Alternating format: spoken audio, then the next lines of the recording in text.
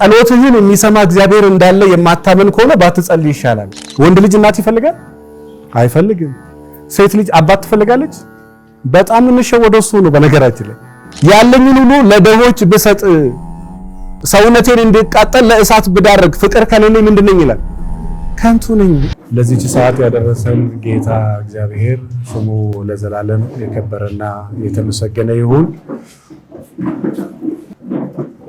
እጅግ የተወደዳችሁ ቤተሰቦቼ፣ እናቶቼ፣ አባቶቼ፣ ወንድሞቼና እህቶቼ ሁላችሁም በእግዚአብሔር ፍጹም ሰላም እላችኋለሁ። እንደምን ከረማችሁ? እንደምን ዋላችሁ? አሜን። የእግዚአብሔር ስሙ የከበረና የተመሰገነ ይሁን። እግዚአብሔር በመጀመሪያ ኦሪት ዘፍጥረት ምዕራፍ 1 ከቁጥር 1 ያው ሰማይና ምድርን ፈጠረ ይላል። ገና መጀመሪያው ልክ ስታነቡ በመጀመሪያ እግዚአብሔር ሰማይና ምድርን ፈጠረ፣ ብቻ ለሰው ልጅ ያስፈልገዋል ብሎ የሚያስበውን ሁሉ ከፈጠረ በኋላ አርብ ነው የሰው ልጅ የፈጠረው። ግን ከዛ በፊት ለሰው ልጅ ለአንድ ወንድ መሰረታዊ የሚባሉ የሚያስፈልጉት ነገሮች አሉ። ለአንድ ሴትም የሚያስፈልጋት መሰረታዊ ነገር አለ። እንግዲህ በዓለም ጥናት ለሰው ልጆች ለአእምሮ ጤና ጠቃሚ የሚባለው ገንዘብ ብቻ አይደለም፣ ጠቃሚ የሚባለው ትዳር ብቻ አይደለም፣ ጠቃሚ የሚባለው ሶሻል ላይፍም ነው፣ ገንዘብም ነው፣ እንዲሁም ደግሞ ዓላማም ጭምር ነው። እንዲሁም ደግሞ ይሄ የጤና የሰላም ማግኘት ጤና መሆን በሄልዝ ጉዳይ ላይ ሰውየው ሰላም ከሆነ ያ ደስተኛ ህይወት ለመኖር ከሚጠቅሙት መሰረታዊ ነገሮች አንዱ ሰባቱም ያስፈልጉታል። ከዛ ውስጥ አንደኛው ነገር ከጎደለ ደስተኛ ሆኖ የመኖር እድሉ በጣም አናሳ ነው። ከሁሉ ግን የሚበልጠው በተለይ ዓለም አሁን ብዙ ቸል የምትለው መጀመሪያ ላይ ያለው እግዚአብሔርን መፍራት የሚባለው ነውና ማንን መፍራት አልኳችሁ? ጠቢቡ ሰለሞን የጥበብ ሁሉ መጀመሪያ እግዚአብሔርን መፍራት ነው ይላል። ከሁሉ የሚቀድመው እግዚአብሔርን መፍራት ነው። እንግዲህ እግዚአብሔርን መፍራት በተለይ ይሄ 99% ሃይማኖተኛ በሆነበት ሀገር ላይ ብዙ ብታስተምረው የእግዚአብሔርን የመፍራት ችግር ዕውቀቱ አይደለም። አሁን እናንተ ጋር እኔ የዕውቀት ችግር አለ ብዬ አላምንም። እኔም ጋር እናንተም ጋር ዓለም ላይ ምን ችግር አለ? የዕውቀት ሳይሆን የማድረግ የምን ችግር? አንድ ሰው መጠጣት እንደሚጎዳው ያውቃል አያውቅም? የከበደው ምንድነው? ከመጠጥ ብሎ እንዴት ልውጣ? እና አንድ ሴት አስታውሳለሁ የዛሬ ዓመት ከምናምን ቢሮ መታ እንዲያለችኝ እና ዝሙት እንደማይጠቅም እንዳትነግረኝ አይኖ እንደማይጠቅም አውቃለሁ። እኔ ከበደኝ ምንድነው? እንዴት ነው ከዛ ውስጥ መውጣት የምችለው ነው አይደለም? አዎ በጣም ክለብ የለመዱ ሰዎች ቢሮ ይመጣሉና እኔ ከበደኝ ያ እንደማይጠቅም ማወቅ አይደለም፣ እንዴት ከዛ ልውጣ? እኔ ከበደኝ ባለቤቴ የምታከብረው አይነት ሰው አይደለም። እኔ ከበደኝ እሱ ማክበር እንዳለብኝ ያውቃለሁ፣ ግን የከበደኝ እንዴት ላክብረው? ከባዱ የትኛው ነው? እንዴት ላርገው አይደለ? ኢነርጂ ከእንቅልፉ ተነስቶ ጧት ወደ ስራ መውጣት ለከበደው ሰው እንዴት ነው ስራ እንዲለማመድ የምታደርገው? ገንዘብ የሚያባክንን ሰው ገንዘብ ማባከን እንደሌለበት ያምናል አያምንም? የከበደው ምኑ ነው? ቴንክ ዩ ጻድቅ መሆን እንዳለበት ሰው ያውቃል አያውቅም? ከኃጢአት መለየት ብቻ ጻድቅ አያደርግም። ለምሳሌ እኔ አልዋሽም፣ አልሰርቅም፣ አልዘሙትም፣ አላመነዝርም፣ የሰው ገንዘብ አልመኝም ብለህ ብትል እሱ ጽድቅ ነው? የለም። ሰው ራስን ከኃጢአት መከልከል ነው። ጽድቅ የሚሆነው መቼ ነው? የጽድቅ ስራን ስትሰራ ነው። የአባታችሁ የአብርሃም ልጆችማ ብትሆኑ ኖሮ የአባታችሁ የአብርሃምን ስራ ትሰሩ ነበር። ሰው የአብርሃም ልጆች አይደላችሁም። ብትሆኑ ስራችሁ ሌላ ስለሆነ ብትሆኑ ታስታውቁ ነበር ይላል መጽሐፍ። ዞሮ ዓለም ላይ የዕውቀት ክፍተት የለም። በተለይ በዚህ በኤአይ ዘመን በዚህ የፈለገውን ሰርች በሚያደርግበት ዘመን የዕውቀት ችግር የለም። የሁለት ነገር ችግር አለ። አንድ የእምነት ችግር አለ። ሁለት ደግሞ የምታውቀው ነገር በህይወት የመኖር ችግር አለ። እኔ እዚህ ቦታ ጠቀስክ እንዳትሉኝ ያው ዕውቀት ስለሆነ መማር ስላለብን ነውና ስቲቨን ኮቬ የሚባል አንድ ደራሲ አለና ዘ ሰቨን ሃቢትስ ኦፍ ሃይሊ ኢፌክቲቭ ፒፕል የሆነ መጽሐፍ የደረሰው አለና እዛ መጽሐፍ ላይ እንኳን ዓላማዊ መጽሐፍ ነው። እዛ መጽሐፍ ላይ ምን ይላል? የምታውቀውን የማትኖር ከሆነ ኦሬዲ አታውቀውም።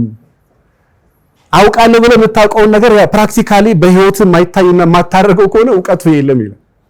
ሊቁም በቤተክርስቲያናችን ጸሎትህን የሚሰማ እግዚአብሔር እንዳለ የማታመን ከሆነ ባትጸልይ ይሻላል። መጸለይ የለመንኩትን ልመና እግዚአብሔር ይሰማኛል ብሎ ስለሆነና የሁለት ነገሮች ጋፕ አለ። የምን አለ? የማድረግና ምን ማለት የእምነት። በደንብ ስሙኝ። ምን ማድረግና ምን ማድረግ?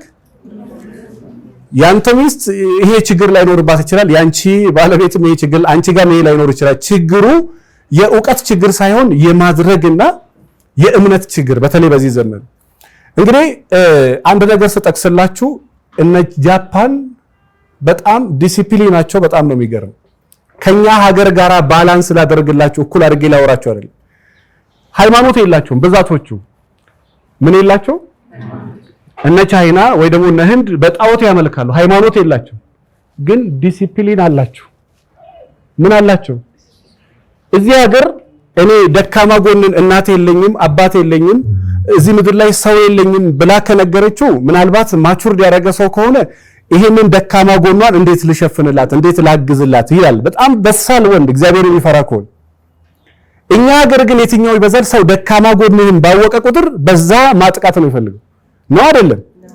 እነሱ ሃይማኖት የላቸው፣ ግን በጣም ዲሲፕሊን አላቸው፣ ሞራል አላቸው።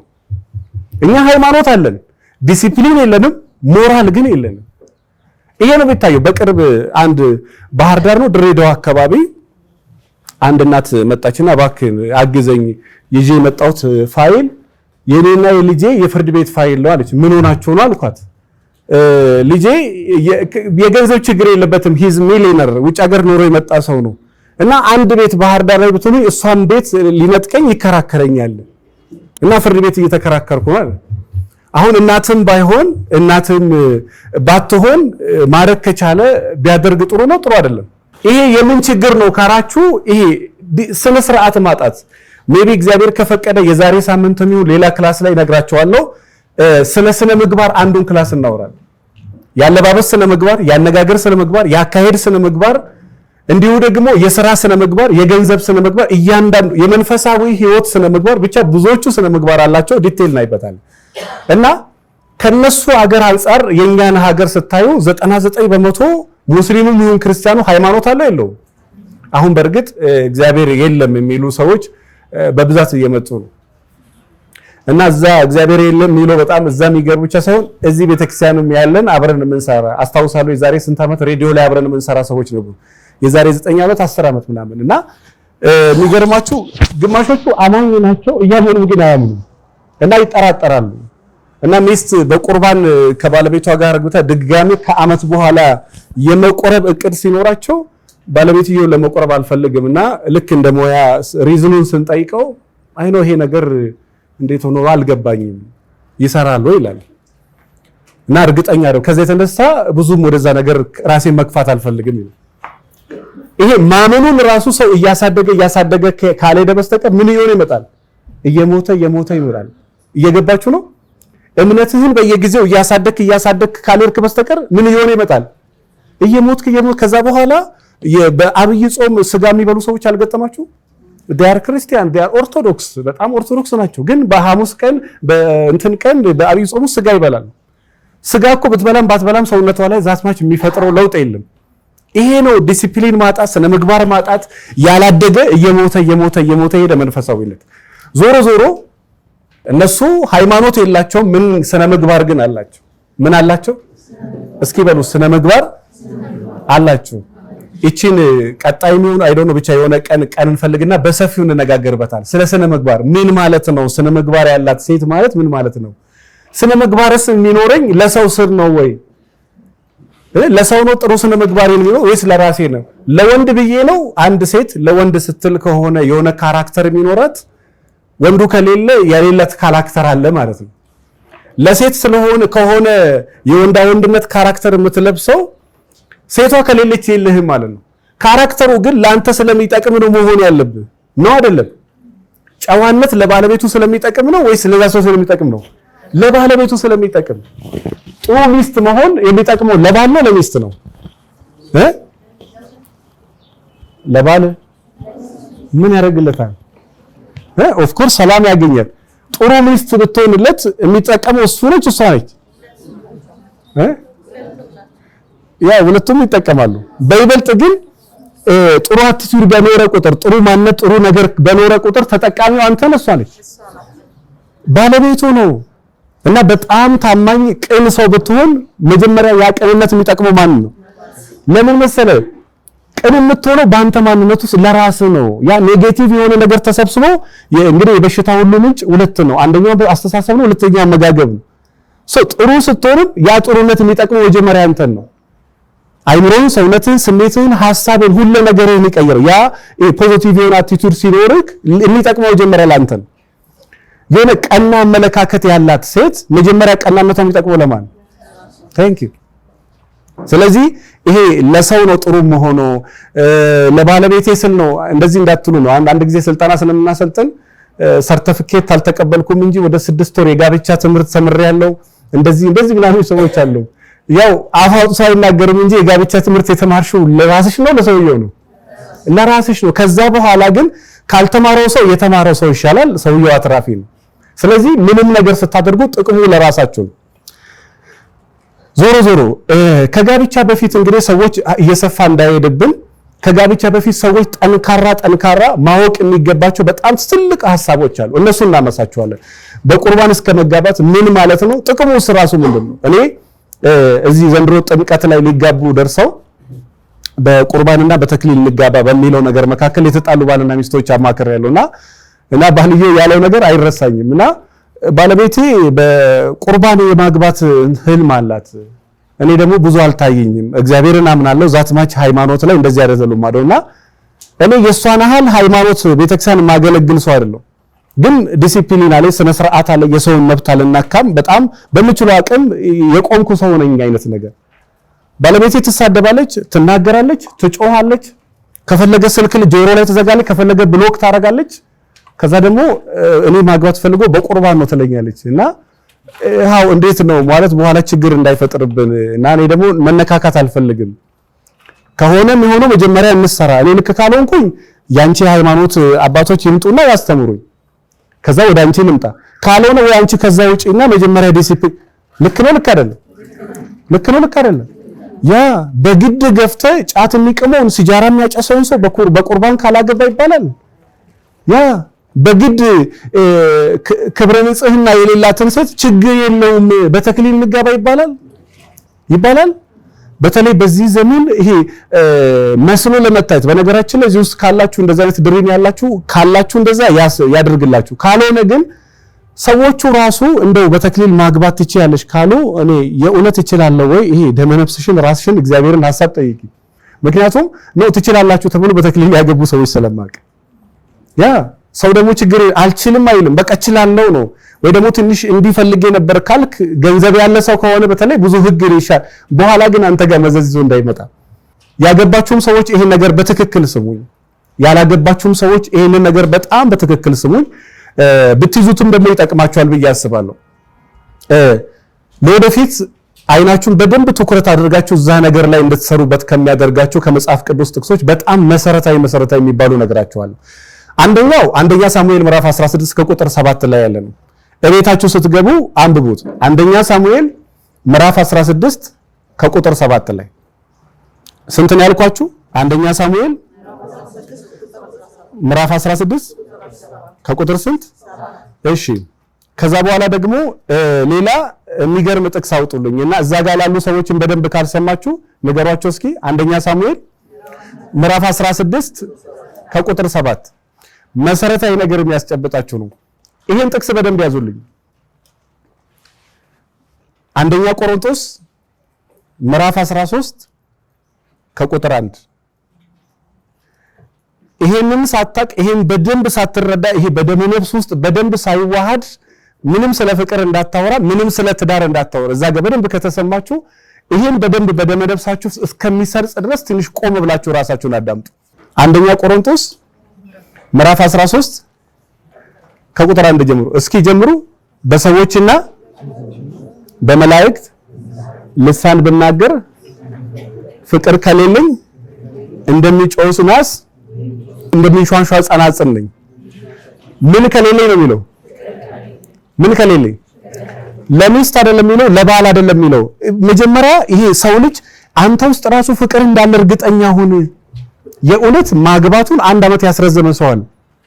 ማግባት ፍላጎት ነበረው 1 ዓመት ማለት ምንም ስሜት የለውም። ሰው ሁሉ አግባ ውለድ ይላል። ማግባት መውለድ ግዴታ አይደለም ነው እንዴ? ያው ለተፈቀደለት ቢያገባ ቢወልድ ጥሩ ነው። ካልሆነ ግን በጣም ብዙ ሰው ሁሉም ሰው እንደዛ ብሎ ስለሚያስብ በግድ ማግባት የማትፈልገው ሴት አስገብቶ አንድ ልጅ አሸክሞ ወጥቷል። መጀመሪያ አንተ ጋር ራሱ ውስጥ ይፍቅር አለ ወይ ማየት አለበት አይደለ? አዎ እንደውም እኮ ሳይንሱ የሚመከረው ምግብ ሳይፈልግ ምን አትበለው አትስጠው። ውሃ መጠጣት ስሜቱ ሳይኖር አትጠጣ ነው። መጀመሪያ ስሜቱ ይኖር ከኖረ ጠጣ። ግን ብትጠጣም የሚከፋ ነገር የለም። እና በውስጥ ራሱ ፍቅር አለ ወይ? መጀመሪያ አንተ ለሚስት የምትሰጠው አንተ ሲኖር ነው አይደለ? ነው አይደለም?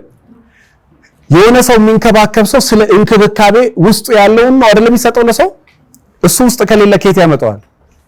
መንከባከብ ውስጡ ከሌለ ከየት ታመጣዋለች? ለምሳሌ ስለ ፍቅር ለሆነ ሰው ብታወራ ሰውየውስ ፍቅር ከሌለ ምን ዋጋ አለው? የሆነ ማግኔት የመሳብ ኃይል ካለው ነው የሚስበው ወይስ ከሌለው ነው? ከሌለ እኮ ኖርማል ድንጋይ እኮ ነው። በቃ ግን የመሳብ ኃይሉን ካለው ይስባል፣ የመሳብ ኃይሉን ከሌለ አይስብም። ውስጥ ፍቅር ካለ ነው ያንን ፍቅር ለሰው የምትሰጠውና በጣም የሚገርም ሐሳብ ነው። ቶሎ ቶሎ ላንብብላችሁ። በሰዎችና በመላእክት ልሳን ብናገር ፍቅር ከሌለኝ ግን ከንቱ ነኝ ይላል። ከዛ በኋላ ምዕራፍ 2 ላይ ምን ይላል? ትንቢት ስጦታ ቢኖረኝም ምስጢርን ሁሉ ዕውቀትን ሁሉ ባውቅ ተራራም ከቦታው የሚነቅል እምነት ቢኖረኝ ፍቅር ከሌለኝ ምንድን ነኝ ይላል? ከንቱ ነኝ ይላል። ከዛ በኋላ እንደዚህ ይላል፣ ያለኝን ሁሉ ለድሆች ብሰጥ ሰውነቴን እንዲቃጠል ለእሳት ብዳርግ ፍቅር ከሌለኝ ምንድን ነኝ ይላል? ከንቱ ነኝ። ከዛ በኋላ በጣም የሚገርም ደግሞ እዚህ ጋር ወርዳችሁ በደንብ ባልና ሚስቶች ወይ ደግሞ ቤት ስትገቡ በደንብ አንብቡት። ከዛ ምን ይላል? ፍቅር ታጋሽ ነው ይላል። ምንድነው? ደግሞ ቻር ነው ይላል። እኔ 20 ዓመት ለሚስቱ without expectation ዝም ብሎ ሲሰጣት የኖረ ሰው አውቃለሁ። ባለቤቷን አንድ ቀን እንደዚህ ያላረክልኝም እንዲህ ያላረክልኝም ብላ አንድ ቀን ምንም ሳታረገው ዝም ብላ ስትሰጥ የኖረ ሴት አለ። አሁን የውጪ ሰው ሲያይ አይ ልክ ነው ልክ አይደል እነሱ ልክ ነው ብሎ እኮ እየኖሩ ነው አይደለም? እዚህ ውስጥም በነገራችን ላይ እኛ ከምናወራው በተቃራኒ እናንተ እየኖራችሁ ከሆነ በቃ ልክ ናችሁ። ዋና ብቻ እናንተ ሰላም አገኙ። አንተ ሰላም አገኝበት፣ አንተን ይጥቀም፣ ከእግዚአብሔር አያጣላ። ዞሮ ዞሮ ፍቅር ታጋሽ ነው ይላል። ምንድነው ይላል? በጣም ቁጡ በሕክምናው እንግዲህ አንድ ሴት ወይ ደግሞ ይሄ አንዛይቲ ዲስኦርደር ያለበት በጣም ጭንቀት፣ በጣም ውጥረት፣ በጣም ጫና መብዛት ያለበት ሰው በባህሪው ይጮሃል፣ ይናገራል፣ ይሳደባል፣ ኃይለኛ ይሆናል። ምትሳደብ፣ ምትናገር፣ ምትቆጣ ኃይለ ሚስት እንደዚህ አይነት ባህሪ ካላት ምናልባት ያን ሰሞን በቂ እንቅልፍ አተኛ፣ ምናልባት ጫና በዝቶባታል፣ ምናልባት ድካም አለ፣ ምናልባት ስትረስ አለ፣ ምናልባት በቂ እንቅልፍ አተኛ። አንተም ራሱ ሰራተኞች ላይ ራስ ላይ መነጫነጭ መቆጣት ካበዛ አንዛይቲ ዲስኦርደር ይሄ የጭንቀት የጫና መብዛት ወደ ላይ ሆኗል። በባህሪው ጭንቀት ማጥፋት አንችልም። ጭንቀት ግን ማኔጅ ማድረግ ይቻላል አይቻልም? አዎ ትጨናነቃለህ፣ ከዛ ደግሞ ወረድ ትላለህ። ትጨናነቃለህ፣ ከዛ ደግሞ ወረድ ማትል ከሆነ እዛው ጭንቀት ቦታ ከቆየ ቤቱን መበጥበጥ ነው። ስለዚህ በጣም የምትጨናነቅ እንቅልፍ ማትተኛ ሴት ራሱ ባለቤቷን ሰላም አትሰጠውም።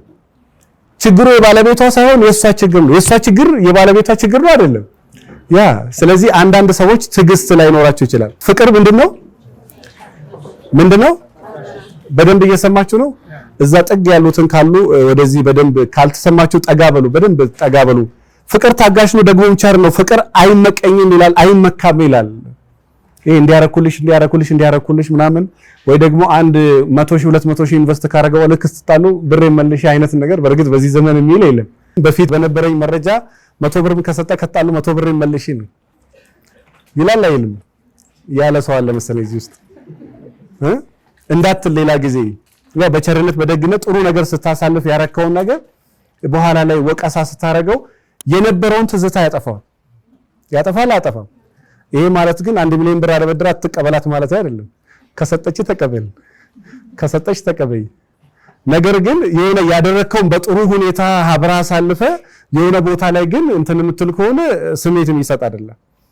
እና በተለይ ብዙ ጊዜ እንደ ሙያ የሚመከረው ከጋብቻ በፊት ብዙ ኢንቨስት ባታደርግ ይባላል። ኢንቨስት ማለት አርግባት፣ ግን አንተ ነው ብሩን የተወደደው እርግጠኛ ለመሆን ዛት ማች ብዙ ሰፈር ባታረግ፣ ሴትም ገላዋንም ፊቷንም ጉንጯንም ሰውነቷንም ባትሰጥ ይባላል። ምክንያቱም አንተን የተወደድከው ወይስ ነገርየው ነው? ከሁለቱ ለይተ እንድታቅ 50-50 ብታረግ ያን ያህልም ደግሞ እወደዳለሁ ብለሽ ደግሞ እናት ባትሆኚ። በቅርብ የገጠመኝን አንድ ነገር ልንገራችሁ። ልጅቷ አላገባችምና ንስሐ አባቷ ልጅ ፈለጉና አንድ በቃ ኩል በሆነ ጄኒን በሆነ ሙድ አይነት ያለ ሰውን ከልጅቷ ጋር አገናኙ እና ልጅቷ በጣም ወደደችው፣ በጣም ደስ አላት እና አጋጣሚ በቃ የሆነ ቀን ተገናኝቶ ሻይ ቡና ሊለያዩ ሲሉ ጉንጯን ሲስማት ልጅቷ እሰይ አለች። ይቅርብኝ አለ። ምንድነው ሲባል እቺ ገና ስስማት እሰይ አለች ነው አለ። እኔ እናት አልፈልግም አለ። ወንድ ልጅ እናት ይፈልጋል? አይፈልግም። ሴት ልጅ አባት ትፈልጋለች? በጣም እንሸወደው እሱ ነው። በነገራችን ላይ ሴት ልጅ አባት ትፈልጋለች። አንተ ባል ከሆንክ የባል ካራክተር ብቻ ይኖር። በጣም ብዙ ሰዎች ቤታቸውን ካጡበት ነገር አንዱ እሱ ነው። ባልማ እዛ አባትማ እዛ አለ እኮ አንተ የተፈለግከው ለባልነት ነው። ሰው የባልነት ካራክተር ነው ሊኖር የሚገባው፣ የወንድምነት ሳይሆን የባልነት ካራክተር። አንቺ ሴት ከሆንሽ የምን ካራክተር ነው? የእናትነት የእህትነት መንፈስ በውስጥሽ አለ። ለምን ሴት ስለሆንሽ የምትወልጂ ስለሆነ የእናትነት ካራክተር በውስጥሽ አለ። ግን እናት የምትሆንለት ሚስት የትኛው ወንድ አይፈልግም። እንደ እናት ግን የምትሆን ግን ይፈልጋል። 99% መብዛት ያለበት ሚስትነቷ ነው። ምንነቷ። ለዛ ነው ልክ ከተጋቡ በኋላ ቤት ውስጥ ራስን ቴክ ኬር ማድረግ የለም። ምናልባት እዚህ የማይወሩ አንዳንድ ነገሮች ራስን መንከባከብ፣ ጸጉር ሊሆን ይችላል፣ ፊት ሊሆን ይችላል፣ ጥርስ ሊሆን ይችላል፣ አለባበስ ሊሆን ይችላል፣ ጡት መያዣ ሊሆን ይችላል። ሲታዩ ማይነር ነገሮች ናቸው። በኋላ ግን ለሚኖረው ሰውዬ ስሜት ይረብሻል። እና የትኛውም ወንድ እንደ እናት የምትሆንለትን ሊሆን ይችላል እንጂ 99% ምን የምትሆንለትን ይፈልገው ሚስት የምትሆንን። ወንዱም ደግሞ ሄደ እንደ አባት ከሆንክ የመወደድ ዕድል በጣም አናሳ ነው። የምትፈልገው ሴት ልጅ ባል ነው አይደለም? ሌላው ቢቀር ምናልባት በዓለማዊ ትምህርት በደንብ ታውቁታላችሁ። ሴት ልጅ ከወንድ ልጅ በጣም የምትወደው የወንድ ልጅ ካራክተር አለ። በተለይ ከሷ በላይ ያለውን ወንድ። እስኪ እዚህ ብዛት ያላገባችሁ ሰዎች ስላላችሁ የምትፈልጊው ባል ካንቺ በላይ ያለ ነው ካንቺ በታች ያለ? ከኔ በታች ማን ያለው? ምን ልታረጊው ነው? ከአንቺ በታች ያለው ነው ካንቺ በላይ ነው የምትፈልጊው? ለምን? ወንድ ልጅ ቶሎ ስለማይበስል የሚባለውን ነው ያልኩት። ለምንድን ነው ወንዶች ቶሎ ስለማይበስሉ ነው? ለምንድን ነው ግን የምትመልስልኝ ሰው የሚመልስልኝ ሰው ካንቺ በላይ ያለውን ወንድ ለምንድን ነው የምትፈልጊው? ሴቶች ቢመልሱ ደግሞ ደስ ይለኛል። ካንቺ በላይ ያለውን ወንድ ለምንድን ነው የምትፈልጊው? አዎ የተወሰነ ቢያንስ ማቹር ግን በ40 ዓመቱም ነቅነቅ ያላለ ሰው ይኖራል። አዎ በ40 ዓመቱም የልጅነት የህፃን መንፈስ ያለው አለ አይደለ? ሰውየው እኮ 40 ዓመቱ ነው። ግን በነገራችን ላይ 60 ዓመትም ብትሆን የልጅነት ባህሪ ውስጥ ካለ ይሄን አትሸው። ሴቷ ውስጥም ትልቅ ሴት ውስጥ የልጅነት ባህሪ አለ። ነገር ግን መብዛት ያለበት የወንዳ ወንድነት ባህሪ። ሴት ልጅ ከሷ በላይ ያለ ወንድ የምትፈልገው ባጭሩ እንዲመራት ነው፣ እንዲያስተዳድራት ነው። ወንድ ልጅ ደግሞ ምን አይነት ሴት ነው የሚፈልገው? ከሱ በላይ ያለች ነው ከሱ በታች ያለች? ምን ወንዶቹ አይናገሩ ከፍታዬ አይደለ? ግን ለምን ከሱ በታች ያለችዋን ሴት ለምንድን ነው የሚፈልገው? ለማዘዝ ለማዘዝ። እሺ ሌላስ? እንዲቆጣት ለምንድን ነው የሚፈልገው? ሰው ከሱ በታች ያለችዋን ሴት ለምንድን ነው የሚፈልገው? እንደውም ከሱ በታች ካለች እሱን ክብር እሺ ስለምታከብረው አንድ መልስ ሊሆን ይችላል። በፈለኩት መንገድ ሼፕ አረጋታል ብሎ ስለሚያስብ ከሱ በታች ያለውን ነገር ይፈልጋል። በነገራችን ላይ ሚስትህን የምትቀርጻት አንተ ነህ። አሁን ቤት ውስጥ ያለችዋ ሚስት እንዴትም ይሁን ብቻ አንተ የቀረስካት አንተ የወለድከው ነገር ነው ቤት ውስጥ ያለው። በዛው መጠን ደግሞ የማትቀረስ ሴት አለች። አንድ አውስትራሊያ አንድ ከስተመር ሳማከር ምን አለኝ፣ አንተ በትክክል ስላልመራ ጸግሽ ዋዱ ምንድነው የምትለኝ እንዴ? ለመምራትም እኮ ሰው ያስፈልጋል።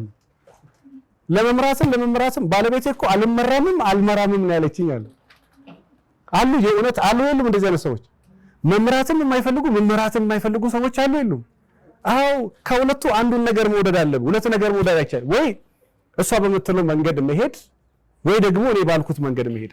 ለምሳሌ አንድ ምሳሌ ይሄ ውሃ ምንድነው የሚለው? ይሄ ውሃ ኦዳ ነው ብላ ብትከራከር ባለቤት ቤብ ውሃው ይቅር ኦዳ ደጋታዩና ቢያንስ ውሃው ላይ እንስማማ ይቻላል አይቻልም? ተስማማ? ሌላው ቢቀር ይሄ እዚህ ጋር መጋረጃ አለ። መጋረጃው ጥቁር ነው ነጭ ነው መስማማት ቢያቅት መጋረጃው ላይ መስማማት አትችልም? ትችላለህ። በነገራችን ላይ ሰው እናንተን መምሰል የለበትም ከናንተ ጋር ሲኖር። አለበለዚያማ ሴቷን ወንድ ልታረጋት ነው፣ ወንዱ ሴት ልታረጊው ነው። ከሱ የሆነ ካራክተር አለ፣ የሆነ ማንነት አለ፣ ካንቺ የሆነ ማንነት። ሁለቱን አንድ አዛምዶ አንድ ነገር ላይ መስማማት እንጂ ወንዱ ሴት መምሰል አይችልም፣ ሴቷ ወንድ መምሰል አትችልም። ስለዚህ እኔ እንደምልክ ባገቡ ማግስት ጫቱን ተው፣ ጓደኛ ተው፣ እናትህን ተው፣ ወንድምህን ተው በዛ ማግስት እንዳትሉ እሺ። ለምንድን ነው ገና ካገባሽው ራሱ 1 ወር ነው። በ1 ወር እናት ተው፣ አባት ተው፣ ወንድም ተው፣ አጎትህን ተው፣ ጫቱን ተው፣ በቃ ስነ ስርዓት ይኖሩ። ጎንበስ በል፣ ቀጥ በል፣ እንዲህ በል። እንዲህ ይቻላል? አይቻልም። በጊዜ ብዛት ነው ሰው የምትቀየረው። እሱ 30 ዓመት የለመደውን ልማድ አንቺ እንዴት ነው በ30 ቀን የምትቀየሪው? አንቺ 30 ዓመት እንደዚህ። በተለይ እዚህ የመጀመሪያ ልጆች አላችሁ? የመጀመሪያ ልጅ እሺ፣ በደንብ እናንተ በተለይ በደንብ እሱ የመጀመሪያ ልጆች ናችሁ አይደል? ያ የመጀመሪያ ስትሆን የሆነ የምትወርሰው ባህሪ አለ። በተለይ ቤት ውስጥ ገንዘብ ካለ በተለይ አንተን ልክ አንተን መጥቶ አስተያየት የሚሰጥም ይል ከዛ በኋላ ሌላ ሰው መጥቶ ልክ አይደለህም ቢል ትሰማለህ? አትሰማም። ራሱ ታላቅ ራሱ መኖር ራሱ ተጽዕኖ አለው። ዞሮ ይሄን ሐሳብ እንጨርስና ወደ ትምህርታችን እንመለስ። ምንድነው ፍቅር ታጋሽ ነው፣ ቸር ነው። እቤት ገብታችሁ በደንብ አንብቡት። ተገቢ ያልሆነ ነገር አያደርግምላ፣ ራስ ወዳድ አይደለም። ከዛ ደግሞ በህይወታችሁ ዛሬ በደንብ የሚጠቅማችሁን ይሄኛውን ጥቅስ ከያዛችሁ በኋላ ሌላ ሁለተኛ ጥቅስ ያዙ። የመጀመሪያውን አንደኛ ሳሙኤል ምዕራፍ 16 ከቁጥር 7 ላይ ብያችኋለሁ።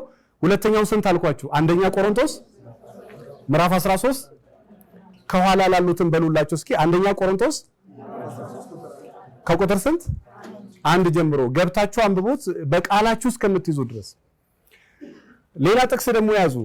የዚህን ዘመን ሰው በደንብ ምን አይነት ጠባይ እንዳለ፣ የዚህ ዘመን ሴት ምን አይነት መልክ እንዳላት፣ ምን አይነት ባህሪ እንዳላት፣ የዚህ ዘመን ሰው ምን አይነት ባህሪ እንዳለው፣ ምን አይነት ጠባይ እንዳለው፣ ምን አይነት ማንነት እንዳለው ማወቅ ከፈለጋችሁ ይሄን ጥቅስ አንብቡት። ሁለተኛ ጢሞቴዎስ ምዕራፍ 3 ከቁጥር 1 ጀምሮ። በቃ የዚህን ዘመን የሚስትህንም ጠባይ ማወቅ ከፈለክ፣ የራስህንም የዚህ ዘመን ጠባይ ማወቅ ከፈለክ ይሄን ጥቅስ በትክክል አንብቡ። ምንድነው የሚለው? ነገር ግን በመጨረሻው ዘመን የሚያስጨንቅ ጊዜ እንደሚመጣ ይሄን ይወቁ ይልና ሰዎች ራሳቸውን የሚወዱ ይሆናሉ። እኔ ቢሮዬ ሳማክር እኔ ለባለቤቴ ጥሩ አድርገኝ የምትለኝ ሴት ምናልባት ከ100 ሴት 1 ሴት ነው የምትገጥመኝ። ለሚስቴ አጎድዬባታለሁ፣ ሚስቴን እንደሚገባ ትሪት አላረጋትምና እባክህን ምከረኝ የሚል 1 ሰው አይገጥመኝም። አታከብረኝም፣ አትሰማኝም፣ አትወደኝም፣ ጊዜ አይሰጠኝም፣ አያዳምጠኝም፣ አይደውልም፣ ብር አይሰጠኝም። ስለማን ነው? ስለራስ። ስለማን ነው? ለሰው ብሎ የሚጣላ ሰው አለ? ጥሉ ስለማን ነው? ለራስ። ይሄ ሁለተኛ ጢሞቴዎስ ምዕራፍ 3 ከቁጥር 1 ጀምሮ ካነበባችሁ በቃ የዚህን ዘመን ሴት፣ የዚህን ዘመን ወንድ፣ የዚህን ዘመን ሰው ጸባዩን ትረዳላችሁ። በቃ በመጨረሻው ዘመን ጊዜው ራሱ አስጨናቂ ጊዜ ነው ይላል። ከዛ ቀጥሎ ምን ይላል? ሰዎች ራሳቸውን የሚወዱ ይሆናሉ። በቃ ራስ ወዳድ ሰው ይበዛል። ይሄንን ትንሽ ባላንስ እያደረጋችሁ ለመሄድ ይመቻችሁ። ማለቴ አንተም የሆነ ነገር የምታወራው ራስን ከመውደድ አንጻር። ለምሳሌ የሚስት ባህሪ እንዲስተካከል ብትፈልግ ለሷ ነው ላንተ ነው? የባለቤትሽ ባህሪ እንዲስተካከል ብትፈልግ ላንቺ ነው ለሱ ነው? ቀጥሎ ለሁለታችሁ ነው። መጀመሪያ ግን ለራስሽ ነው። አንዳንድ ሰዎች ይሄ የነሱን ችግር ወደ እናንተ ያመጣሉ። አንዳንዴ ደግሞ እናንተም የናንተን ችግር ሰዎች ላይ። ዞሮ የተባረከ ቤት መገንባት ከፈለጋችሁ አሁን መስራት ያለባችሁ ራሳችሁ ጋር